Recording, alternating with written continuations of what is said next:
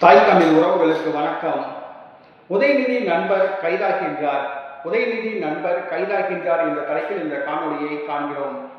தமிழ்நாடு முன்னாள் துணை முதலமைச்சர் உதயநிதி திமுகவின் இளைஞரணி செயலாளராக உள்ளார். தமிழக சட்டசபை எதிர்க்கட்சி தலைவராக உள்ளார். இவரது நெருங்கிய நண்பர் ஜோயல் தூத்துக்குடி மாவட்டத்தை சார்ந்தவர். திமுகவின் மாநில இளைஞரணி துணை செயலாளராக உள்ளார். தற்பொழுது ஜோயல் ட்விட்டரில் சமூக வலைதளங்களில் தமிழக அமைச்சர் ஆதவ் அர்ஜுனா அவர்களுக்கு எதிராக சில கருத்துக்களை பதிவு செய்துள்ளார்.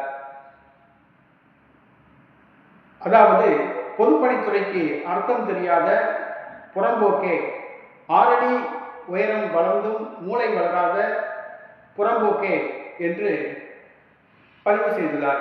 உனக்கு ஒரு மந்திரி பதவி கேடா, லாட்ரி நாயே, அடக்குடா வாயை என்று கூறியுள்ளார். மேலும் அமைச்சர் ஆதவ் அர்ஜுனாவை மிகவும் தரக்குறைவாக விமர்சித்துள்ளார்.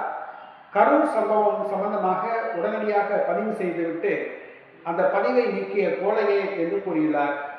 இனிமேலும் திமுகவை சீண்டினால் விளைவு விபரீதமாக இருக்கும் என்று கூறி அவர் பதிவு செய்துள்ளார்.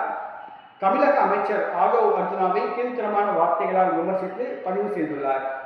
இது தமிழக அமைச்சருடைய கவனத்துக்கு கொண்டு செல்லப்பட்டுள்ளது. சமூக வலைதளங்களில் வைரலாகி வருகிறது. தாவேகா தொண்டர்கள் இந்த பிரச்சனையை சீரியஸாக நினைத்து எதிர்வினை ஆற்றி வருகிறார்கள்.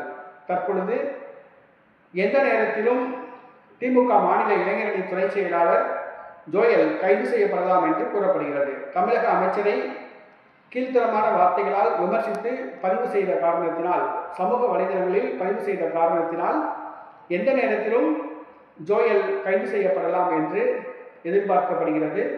திமுக தலைமை பரபரப்படைந்துள்ளது.